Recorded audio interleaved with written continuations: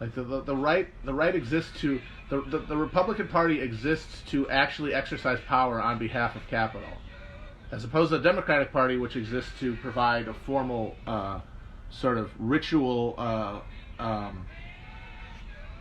The Democratic Party is there to perform like a ritual consecration of that action, like to literally like manufacture consent for what capital wants to do. That's why the Democrats exist.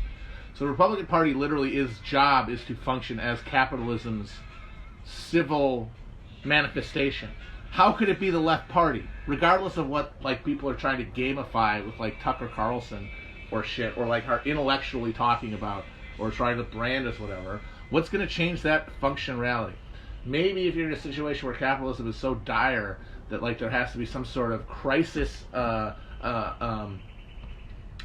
crisis accommodation made with the people, right? And like they'll be like, all right, and it'll be like Bismarck. It'll be like how Bismarck instituted social welfare in late 1800s Germany to forestall the socialists.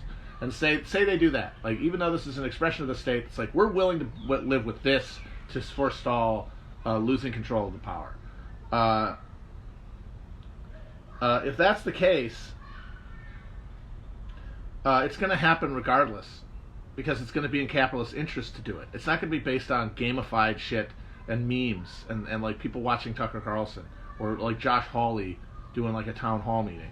It's going to happen because capitalism is in a dire enough crisis point that the thing is the reason I think it's meaningless is that if we get to the point of that deep of a crisis, I don't think capitalism is going to be interested enough in maintaining the need for a mask of consent to matter. It'll just rule directly. The whole mask will drop, and then that's what I'm talking about when I'm talking about like a direct military dictatorship or some sort of like civil, some sort of like corporate, like basically like Amazon. Like the question is like, will the U.S. military like nationalize Amazon, or does Amazon buy the U.S. military?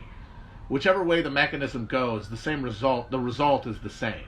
Profit extraction at the barrel of a gun by a corporate military dictatorship, and that's going to be the abolition of politics. And that means that all these like left-right distinctions mean nothing. So that's why I don't think that's a thing. Singapore is a good example, yes.